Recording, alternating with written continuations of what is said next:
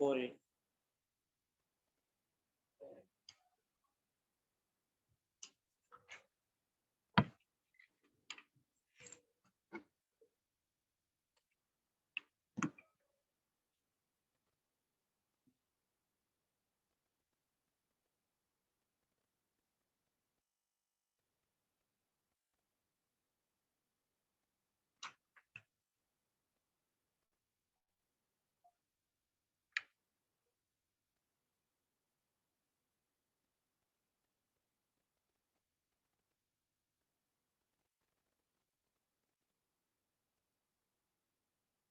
بسم اللہ الرحمن الرحیم.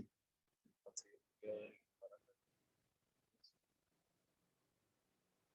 کو بڑا کرنا ہے، بڑا لگا دو.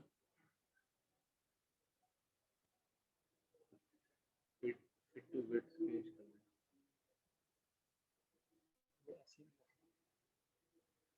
یہ ویڈیو آتی ہے. بسم اللہ الرحمن الرحیم. مال کی کمی کو مطلوب بنانا. اس چیز کے بعد عن ابي امامة رضي الله عنه قال قال رسول الله صلى الله عليه وسلم عرض علي ربي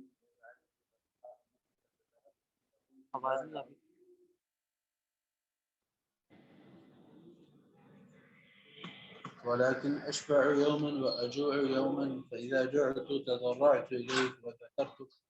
وإذا شبعت حمدتك وشكرتك. حضرت ابو امامہ رضی اللہ عنہ کہتے ہیں کہ رسول اللہ صلی اللہ علیہ وسلم نے فرمایا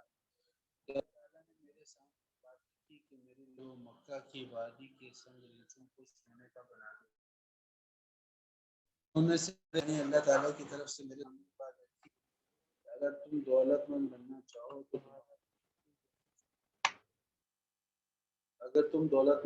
چاہو تو تمہارے لیے مکہ کی وادی کو ہم سونے سے کر سکتے. تو میں نے عرض کیا کہ میرے پروردگار میں اپنے لیے نہیں مانگتا بلکہ میں ایسی ناداری اور غریبی کی حالت میں رہنا پسند کرتا ہوں کہ ایک دن پیٹ بھر کر کھاؤں اور ایک دن بھوکا رہوں.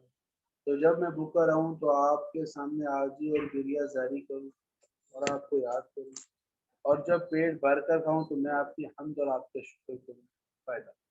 معلوم ہوا کہ آپ کے فقر و فاقہ کی حالت کو آپ صلی اللہ علیہ وسلم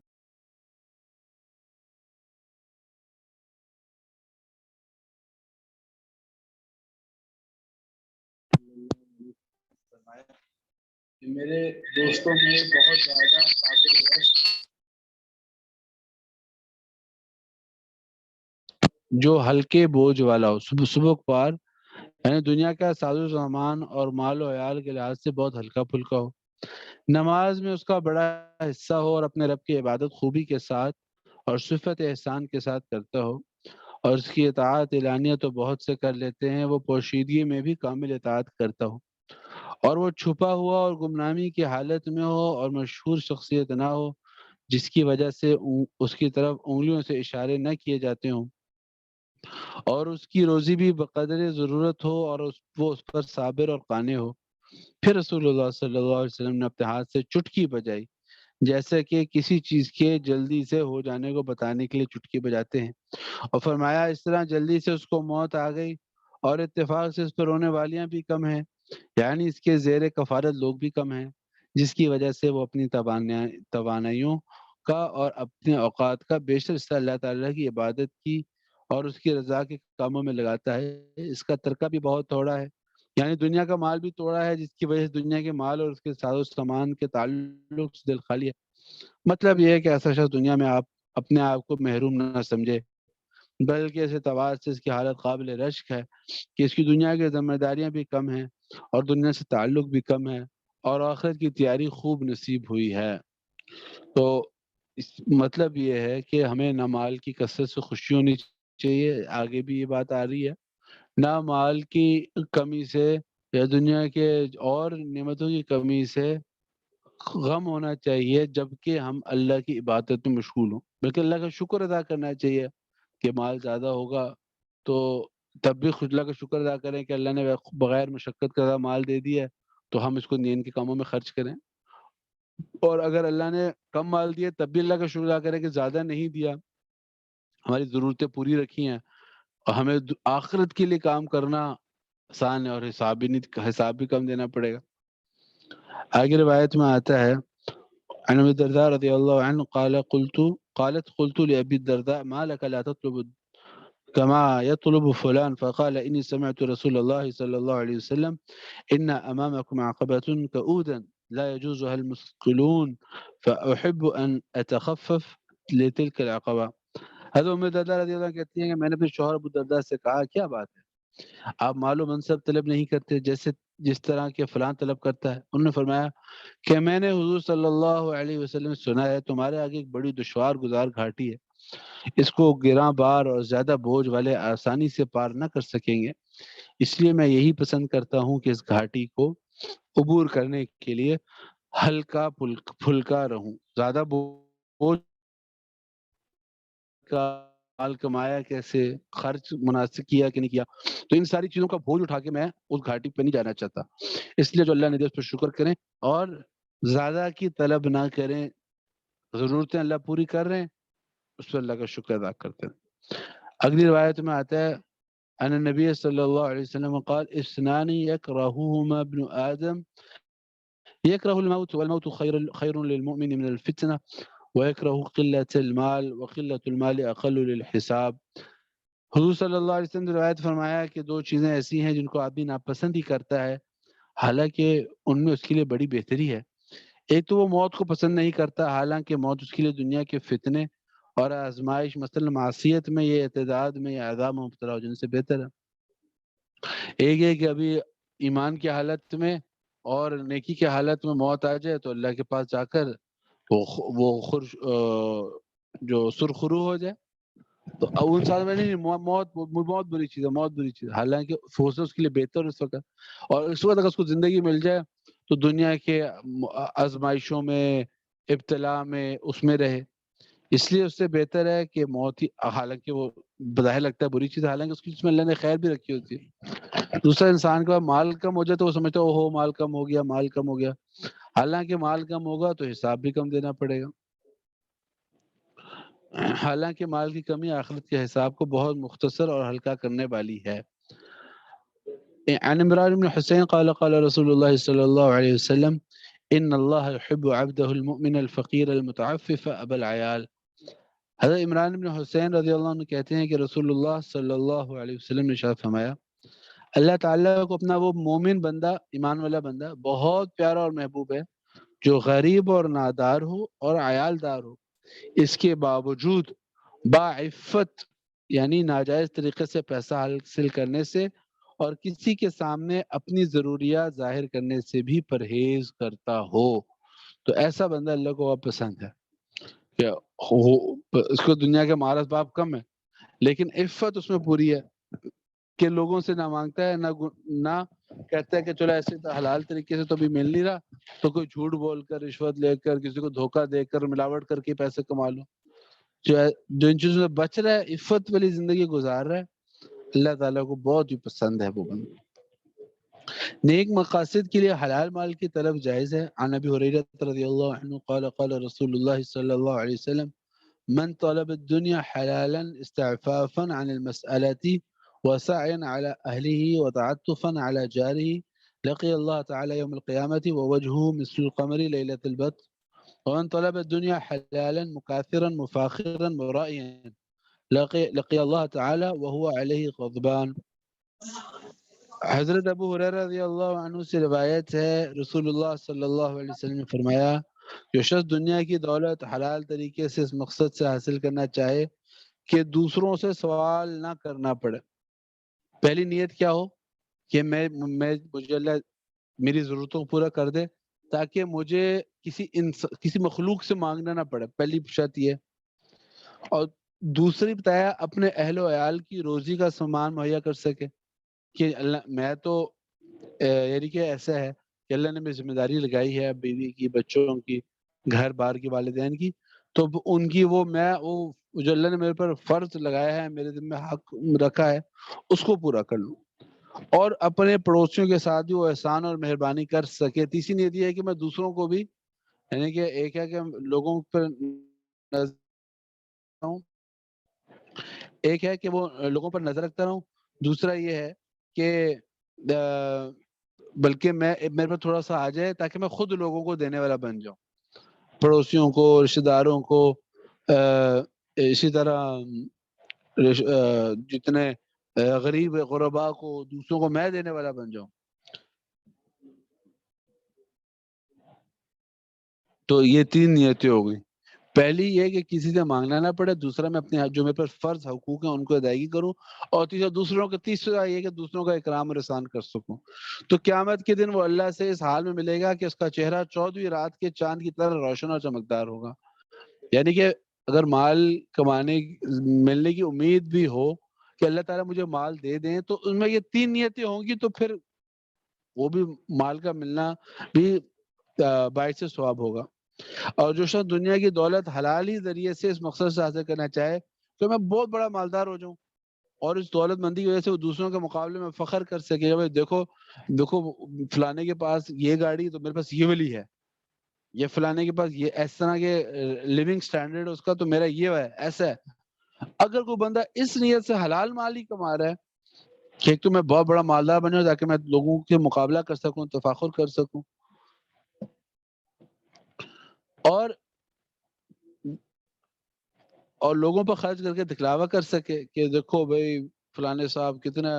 زیادہ مال خرچ کرنے والے ہیں اور کتنا زیادہ جو ہے وہ کرنے والے ہیں، تو اللہ تعالی سے وہ بندہ اس حال میں ملے گا کہ اللہ تعالیٰ اس پر ناراض ہوں گے، غصے ہوں گے، غضبناک ہوں گے۔ تو اس لیے مال کمانے کی اور مال ملنے کی جو جسے کہتے ہیں نا خواہش ہے، وہ فی نفسی ہی نہ اچھی ہے کہلے نہ بری ہے۔ اب کیوں چاہتا ہے انسان، اس سے فرق پڑے گا۔ البتہ اگر نہ ابلے اور اس سے پرہیز کرے، عفت کی زندگی گزارے، تو اس کے پہلے فضائل آگے۔ اور اگر انسان طلب کر رہا ہے اور نیت یہ ہے، یہ 3 نیتیں آ گئی کہ دوسروں سے مانگنا نہیں پڑے گا، اور اپنے حقوق جو ہے میرے ذمے ہیں میں وہ ادا کروں گا، فرض حق جو میں ان کی عیالداری میرے ذمہ لازم ہے، اور تیسرا یہ کہ دوسروں کو بھی اکرام کروں گا، احسان کروں گا اللہ کی خاطر، تو وہ اللہ تعالیٰ قیامت کی اس کا چہرہ 14ویں رات کی چاند کی طرح چمکدار کر دیں گے، اور بھی بڑے انعامات دیں گے۔ اور جس کی نیتیں دنیا کی ہوں گی کہ بھائی بس مل جائے زیادہ تاکہ لوگوں کو پتہ چلے کہ ہمارے پاس کچھ ہے، تو پھر اللہ تعالیٰ اس سے ناراض ہوں گے۔ اگلی بات یہ ہے کہ حضرت عقبہ ابن عامر رضی اللہ عنہ سے روایت ہے کہ آپ صلی اللہ علیہ وسلم نے ارشاد فرمایا: اذا رأيت الله عز وجل يعطي العبد من الدنيا على معاصيه ما يحب فإنما هو استدراج۔ جب تم دیکھو کہ اللہ عز وجل کسی بندے کو اس کی نافرمانیوں کے باوجود وہ کچھ دے رہا ہے جس کو وہ بندہ پسند کرتا ہے، مثلا مال و دولت، راحت اور عزت، تو سمجھ لو کہ وہ اللہ تعالیٰ کی طرف سے ڈھیل ہے۔ اس سے پہلے بھی میں نے عرض کر دیا کہ یہ نہیں دیکھنا کہ مال زیادہ ہے تو اللہ تعالیٰ کی اس پہ رضامندی ہے، مال کی کمی کسی بندے پر تو وہ اللہ تعالیٰ اس سے ناراض ہے، نہیں، یہ اصل میں یہ دیکھنا ہے کہ وہ بندہ مال کے ملنے کے باوجود اطاعت میں بڑھ رہا ہے کہ نافرمانی میں بڑھ رہا ہے، اور مال کی کمی کے باوجود اطاعت کر رہا ہے کہ نافرمانی کر رہا ہے۔ تو اگر کسی بندے کو حضور فرما رہے کہ اگر تم کسی کو دیکھو کہ وہ نافرمانی کر رہا ہے اور پھر بھی وہ اللہ کی نعمتیں اس کو مل رہی ہیں، تو وہ اصل میں ڈھیل ہے، استدراج ہے۔ اور دلیل کے طور پر رسول اللہ صلی اللہ علیہ وسلم نے تلاوت فرمائی: فلما نسوا ما ذكروا به فتحنا عليهم ابواب كل شيء حتى اذا فرحوا بما اوتوا اخذناهم بغتة فاذا هم مبلسون۔ جب انہوں نے بھلا دی ان باتوں کو جن کی ان کو نصیحت کی گئی تھی، تو ہم نے کھول دی ان پر دنیا کی سب نعمتوں کے دروازے، یہاں تک کہ وہ جب ان نعمتوں کے ملنے پر خوب اترائے تو ہم نے ایک دم ان کو اپنی سخت پکڑ میں لے لیا، بس وہ حیران اور شدت اور آئندہ کے لیے بالکل نا امید ہو کر رہ گئے۔ عن ابی ہریرہ رضی اللہ عنہ قال قال رسول اللہ صلی اللہ علیہ وسلم: لا تخبطن فاجرا بنعمه فإنك لا تدري ما هو لاق بعد موته إن له عند الله قاتلا لا يموت عن النار۔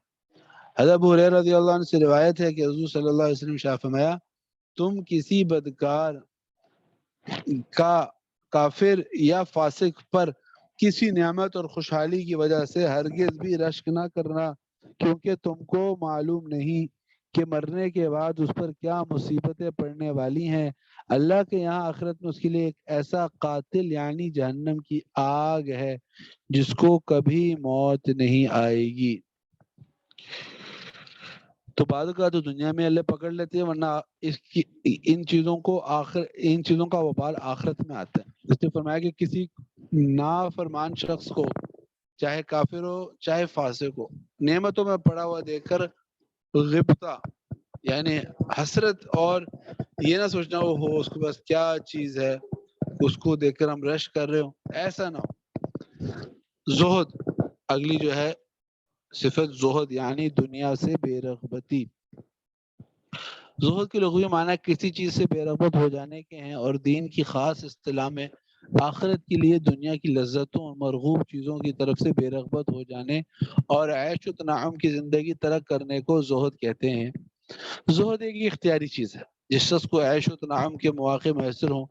خواہ مال ہو یا مال کمانے کے مواقع ہوں، پھر بھی وہ ان کے پیچھے نہ پڑے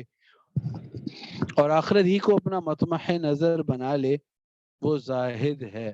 ہاں، اگر بلا طلب کبھی کوئی کھانے کی عمدہ چیز مل جائے یا پہننے کا عمدہ کپڑا مل جائے، اس کا استعمال کر لے تو زہد کے منافی نہیں ہے۔ تو زہد ایک اختیاری چیز ہے کہ بے رغبت ہو جانا، اصل یہ ہے۔ تو چاہے وہ اس کے پاس وہ چیزیں موجود ہوں اور پھر وہ ان سے بے رغبت ہو کر اختیار کرے، ترک کر دے، یا پھر یوں بھی کر دے، یا پھر کیا کرے کہ وہ اس کے اسباب میں کمی کر دے، طلب کے اسباب میں کمانے میں زیادہ ٹائم نہ لگائے، جب ضرورت پوری ہو جائے اس سے آگے نہ کمائے، تو یہ بھی زاہد ہے۔ البتہ اس کی اپنی طلب ہے نہیں اور وہ اس کی کوشش بھی زیادہ نہیں کر رہا، بھاگ بھی نہ رہا دنیا کے پیچھے، لیکن پھر بھی اللہ تعالیٰ کو کھانے کو چیز ایسی نعمت والی دے دے یا پہننے کا کپڑا اللہ تعالیٰ کہیں سے سبب بنا دے، کوئی بھی ایسی چیز، پھر یہ نہیں کہا جائے گا کہ بھئی یہ تو زہد کے خلاف ہے تو اس کو نہ قبول کرو، وہ اللہ دے رہے ہیں، یہ اس کی دل میں، اصل یہ ہے کہ دل میں نہ ہو۔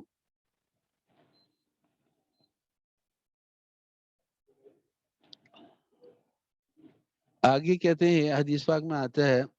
حضرت ابو ذر غفاری رضی اللہ عنہ سے روایت ہے کہ حضور صلی اللہ علیہ وسلم نے فرمایا الزہادۃ فی الدنیا لیست بتحریم الحلال ولا بإضاعة المال ولكن الزهادة في الدنيا ألا تكون بما في يديك أوثق مما في يدي الله وأن تكون في ثواب المصيبة إذا أنت أصبت بها أرغب فيها لو أنها بقيت۔ ابو ذر غفاری رضی اللہ عنہ سے روایت ہے کہ حضور صلی اللہ علیہ وسلم نے فرمایا کہ دنیا کے بارے میں زہد اور اس کی طرف سے بے رغبتی جو خاص ایمانی صفت ہے وہ یہ نہیں ہے۔ آپ پہلے یہ بتا دیے کہ ہم جو سمجھتے ہیں کہ حلال کو اپنے اوپر حرام کرنا، نہیں میں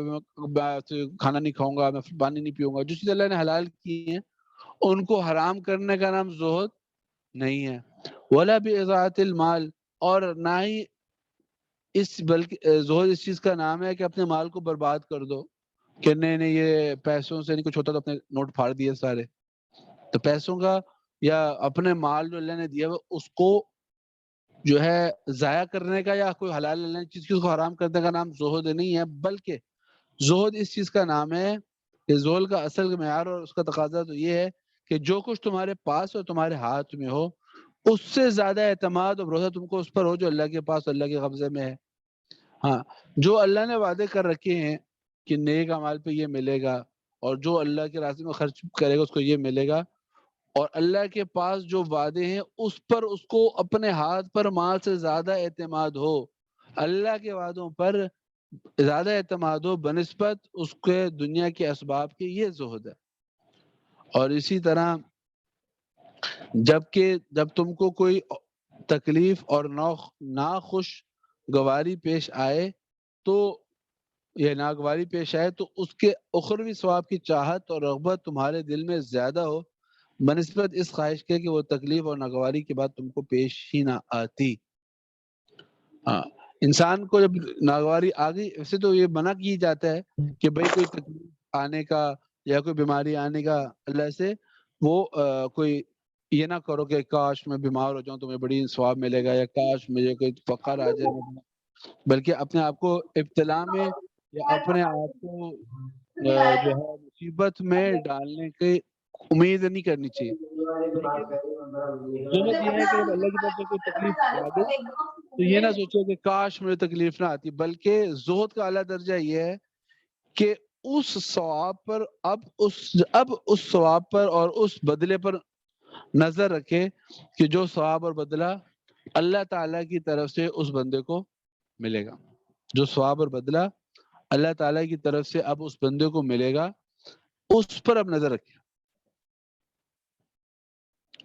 عن سہل ابن ابو زہد کے فائدے آگے. حضرت سہل بن سعد رضی اللہ عنہ کہتے ہیں کہ ایک شخص نے آ کر عرض کیا کہ یا رسول اللہ دلنی علی عمل اذا انا عملته احبنی اللہ واحبنی الناس. کہ مجھے ایسا عمل کوئی بتلائیے کہ جب میں اس کو کروں تو اللہ بھی مجھ سے محبت کرے اور اللہ کے بندے بھی مجھ سے محبت کریں. آپ صلی اللہ علیہ وسلم نے فرمایا ازہد فی الدنیا یحبک اللہ وازہد فیما عند الناس یحبک الناس. سبحان اللہ.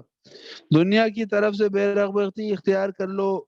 اللہ تعالیٰ تم سے محبت کرنے لگیں گے، اور جو مال اور جاہ لوگوں کے پاس ہے اس سے بے رغبتی اختیار کر لو تو لوگ تم سے محبت کرنے لگیں گے. دیکھیں نظر ہٹانے کی بات ہے. اگر اللہ کی محبت چاہیے تو دنیا کو للچائی ہوئی نظر سے دیکھنا چھوڑ دیں. اچھی گاڑی کو، اچھے گھر کو، یہ مل جائے یہ مل جائے، جو ہے اس پہ شکر کریں اور زیادہ کی فکر نہ کریں تو اللہ تعالیٰ انسان محبت کریں. اب انسان چاہتا ہے لوگ بھی محبت کریں تو جو لوگوں کے پاس ہو اس سے نظر ہٹا لیں کہ اس کی گاڑی کیسی ہے، اس کا بینک بیلنس کیسا ہے، شاید مجھے اس سے صورت سوال سے بچا جائے کہ بھئی اس کی وہ کیسے مجھے بھی مل سکتا ہے. اگر ہم دوسروں کو اس نظر سے دیکھیں گے اس کا اثر پڑے گا، ان کے دل میں ہماری کبھی عزت نہیں پیدا ہوگی. اگر کسی کے پاس کیا ہے اس سے ہم بے رغبتی ہو جائیں تو اللہ تعالیٰ اس بندے کے دل میں بھی محبت پیدا کر دیں گے اور عزت بھی پیدا کر دیں گے. حضرت ابو ذر غفاری رضی اللہ عنہ فرماتے ہیں کہ حضور صلی اللہ علیہ وسلم نے فرمایا ما زہد عبد فی الدنیا، جو بندہ بھی زہد اختیار کرے یعنی دنیا کی رغبت و چاہت اپنے دل سے نکال دے اور اس کی خوش عیشی اور خوش باشی کی طرف سے بے رغبت بے رخی اختیار کر لے تو اللہ تعالیٰ اللہ الحکمہ فی قلبہ، اللہ تعالیٰ ضرور اس کے دل میں حکمت کو اگائے گا. اس کے دل میں حکمت پیدا ہو جائے گی جو اس کے دل میں سے دنیا کی رغبت ختم ہو جائے، دنیا کی بے رغبتی آ جائے. وَأَنْتَقَ بِهَا لِسَانَهُ، اور دنیا اور اس کی زبان پر اللہ تعالیٰ حکمت کو جاری کر دیں گے. پہلا فائدہ کیا ہوگا؟ اللہ تعالیٰ دل میں حکمت پیدا کر دیں گے. پھر دوسرا ہوگا کہ اس کی زبان میں بھی حکمت جاری کر دیں گے. وَبَصَّرَهُ عَيْبَ الدُّنْيَا وَدَاءَهَا وَدَوَاءَهَا، پھر اللہ تعالیٰ دنیا کے عیوب اور اس کی بیماری اور ان کے علاج معالجہ بھی اس کی آنکھوں سے پھر اس کو آنکھوں سے دکھا دے گا. وَأَخْرَجَهُ مِنْهَا سَالِمًا إِلَى دَارِ السَّلَامِ، اور دنیا سے اس کو سلامتی کے ساتھ نکال کر اللہ تعالیٰ جنت میں پہنچا دیں گے. اگلی بات میں آتا ہے کہ نبی صلی اللہ علیہ وسلم ارشاد فرمائے اول صلاح هذه الامه اليقين والزهد واول فسادها البخل والعمل، کہ اس امت کی پہلی درستگی اور بہتری یقین اور زہد ہے، اور اس کی پہلی خرابی بخل اور دنیا میں زیادہ رہنے کی آرزو ہے. اس کے دونوں مطلب ہیں کہ ایک تو یہ ہے کہ اس امت کی یعنی اصلاح کیسے ہوئی اور خرابی کیسے ہوئی، اور یہ بھی ہے کہ جب خرابی پیدا ہوتی ہے تو سب سے پہلے یہاں سے شروع ہوتی ہے اور اصلاح ہونی بھی یہاں سے شروع ہوتی ہے. تو ہماری اصلاح کہاں سے شروع ہوگی؟ الیقین والزہد، اللہ تعالیٰ پر یقین اور دنیا سے بے رغبتی سے شروع ہوگی، اور خرابی کنجوسی سے، بخل سے اور امیدوں کے زیادہ لمبا ہونے سے ہوگی.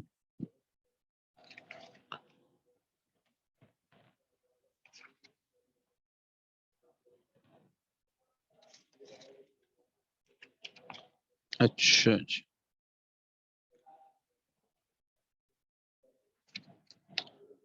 آگے ہے زہد کی تاکید اور ترغیب. وقت مکمل ہو گیا، انشاءاللہ اس کو یہاں سے کل اگلی باری اتوار کو یا جب بھی سبق ہوگا انشاءاللہ فہم حدیث کا وہاں سے اس کو کریں. کوئی سوال ہو تو پوچھ لیں.